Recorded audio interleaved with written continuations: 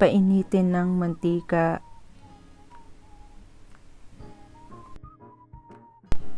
Pag mainit na yung mantika, ilagay na yung bawang at sili. Tas ilagay na yung sibuyas. Tas pagluto na, ilagay na din yung ginger, yung luya.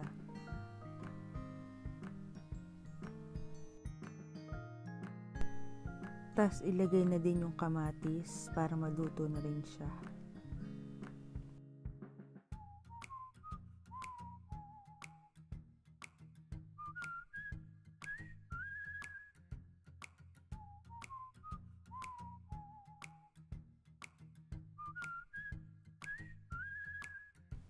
Tas pagluto na, ilagay na lahat yung spices. And then lagyan ng konting tubig. So ganyan na yung itsura niya. Ready na ilagay yung chicken na ginayat natin.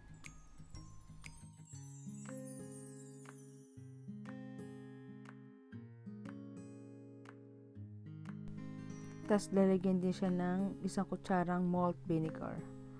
So, ayan na siya. Hahaluin mo lang siya. Then, papakuluin mo siya ng within 30 minutes. Kulong-kulo na siya. Ayan, maluluto na.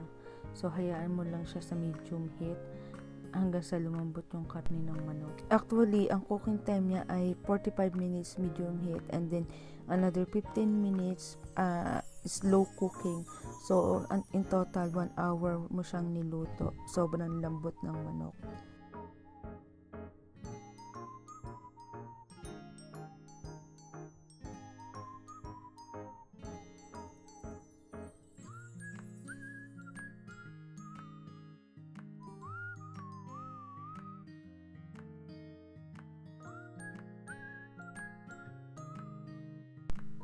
Finally, ito na yung penali niya. 1 oras mo siyang niluto. Ayan, ready na.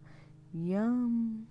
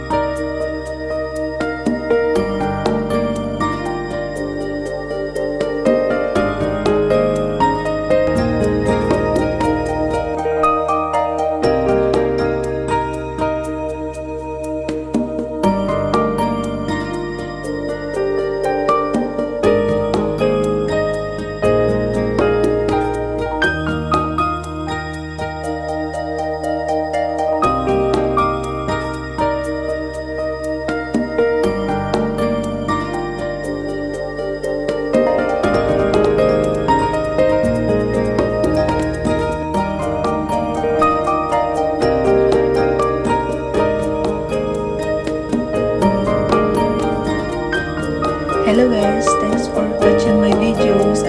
Please don't forget to share, like, subscribe, and hit the notification bell. Thank you.